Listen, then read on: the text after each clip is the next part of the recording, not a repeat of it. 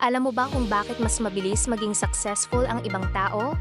Hindi dahil mas matalino sila, hindi dahil mas mayaman sila, kundi dahil may mentor silang gumagabay sa kanila.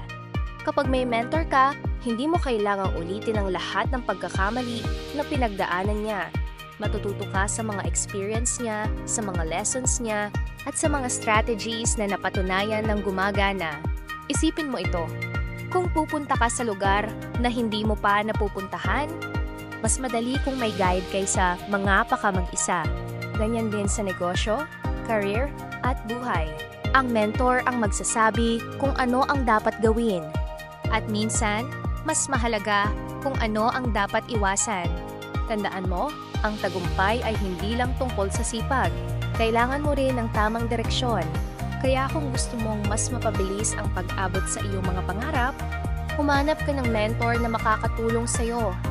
Dahil mas madaling maging successful kapag may taong nauna ng tagumpay na handang umalalay sa'yo.